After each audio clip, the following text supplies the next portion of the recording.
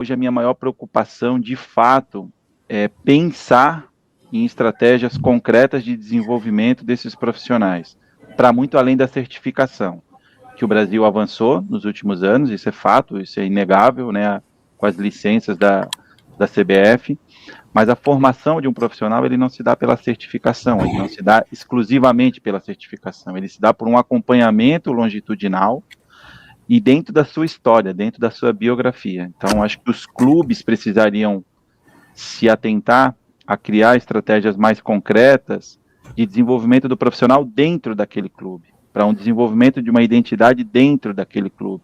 Mas isso não pode ser simplesmente oferecer ajudas para que os treinadores façam cursos.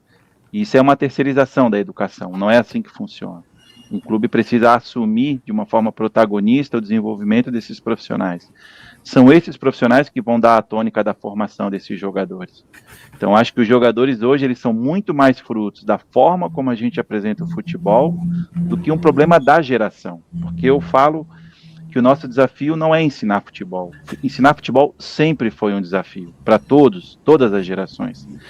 O nosso desafio é hoje ensinar o futebol apesar de tudo que acontece, apesar de toda a mídia social, de todos os agentes externos que estão influenciando na carreira dos meninos, mas é o que fazer apesar disso. Não é simplesmente sentar e dizer que o problema está com a geração.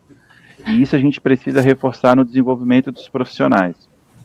E claro, né, isso terão como algumas consequências o que a gente está vendo, e o Rogério ressaltou, que é um olhar muito estreito para o resultado. E eu sempre falo que eu não sou contra o resultado, eu sou a pessoa mais a favor do resultado que existe, porque quando você trabalha com formação, você trabalha em cima de resultados. Só que as pessoas associam que resultado sempre é resultado de ganhar jogo. Isso é um tipo de resultado. Quando esse resultado vira o único balizador do nosso processo de desenvolvimento, a gente passa a ter um problema. Agora, eu não posso desconsiderar que jogar futebol é naturalmente ter resultado. Agora, o que eu faço com o resultado é que tem sido o grande problema.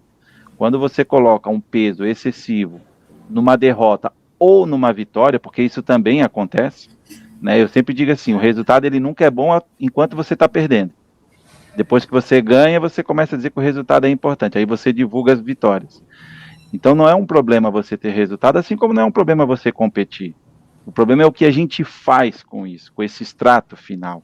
A gente usa para dizer que isso é um balizador de qualidade, e aí, para mim, é o grande ponto que nós deveríamos pensar. Então, acho que o olhar, que eu chamo de centrípeto, para dentro, que olha só para a vitória, ele é, para mim, hoje um grande agravante de olhar para o futebol com um olhar mais para fora, né? Centrífugo, olhar de dentro para fora, olhar os agentes que estão influenciando o desenvolvimento desse menino.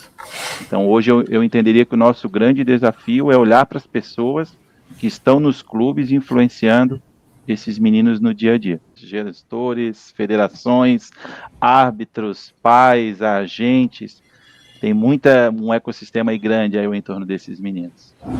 Você falou uma frase que me chamou a atenção. Você disse que tinha que ver tudo isso apesar da mídia e dos agentes externos. Eu entendo isso daí, principalmente a parte das mídias sociais que você trouxe, como uma tecnologia contra, né? Uma tecnologia desfavorável, de uma certa medida, a esse desenvolvimento das categorias de base. Mas como é que a tecnologia pode ajudar essas categorias de base e como talvez, não sei como é que vocês estão lidando com a questão de rede social, que é muito presente, né, em todas as gerações, mas principalmente na geração que já nasceu com a rede social na mão, diferente da nossa geração, como é que vocês estão lidando também com essas questões, né, de tal, ter uma rede social aqui, ter um comentário ali, isso e aquilo. Como é que você lida com isso? Eu acho que a rede social, ela não é um problema. Nunca foi, nunca será um problema. Para mim, tudo é uma forma como a gente usa isso. E como tem se utilizado essas redes. Eu, particularmente, acho que eu sou um exemplo claro disso. Eu sou formado muito pela rede. Não só pela rede social, mas pela internet. Eu busco informação, nós estamos aqui num canal de compartilhamento. Ou seja, ela tem um potencial para ser, ela tem um grande potencial, né, para gerar conhecimento, para gerar interação, para gerar integração, para gerar muita coisa bacana.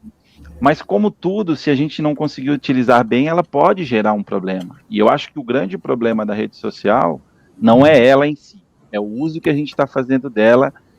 E falando hoje como um coordenador de iniciação esportiva, hoje eu trabalho com crianças de 8 a 13 anos, o que mais me preocupa é quando a rede superestima coisas que não são importantes. Então, superestima resultados, superestima lances isolados, superestima desempenho precoce, porque eu acho que a rede ela tem esse potencial de superestimar algumas ações. Então, a minha crítica ela não está na rede. A minha crítica está com o uso da rede para supervalorização precoce de algo que, no meu entendimento, a médio e longo prazo não terá um impacto no desenvolvimento positivo desses meninos. Então, o meu ponto é, eu sou totalmente a favor da tecnologia. Eu acho que ela é um meio excelente de desenvolvimento, ela é um meio excelente de interação, ela é um meio excelente de a gente buscar informações, mas como todas as ferramentas que existem disponíveis para a gente no mundo, elas precisam ser muito bem utilizadas. E eu acho que nesse sentido está faltando uma discussão um pouco mais aprofundada entre esses agentes do ecossistema, para entender qual é a melhor forma de oferecer ela para o desenvolvimento positivo dos jovens. Esse é o meu ponto. E este corte teve apoio especial da nossa patrocinadora, a Minimal Club. A Minimal Club é a patrocinadora oficial aqui do podcast Ciência da Bola. E uma coisa eu tenho que falar para vocês. Eles têm as melhores camisetas masculinas do Brasil. Inclusive, estou usando uma delas. Para você saber, as camisas da Minimal Club são feitas com algodão egípcio. Isso significa que elas não desbotam, não amassam e, além disso, tem um caimento perfeito para realçar o corpo masculino. Se você quer adquirir uma das camisas da Minimal Club, eles têm diversos modelos. Dê uma olhada no link aqui da descrição, você tem 22% de desconto adquirindo usando o cupom Ciência da Bola ou até mesmo escaneando este QR Code aqui da tela para você adquirir um kit com 4 camisas da Minimal Club. Tenho certeza que você vai gostar, dê uma olhada.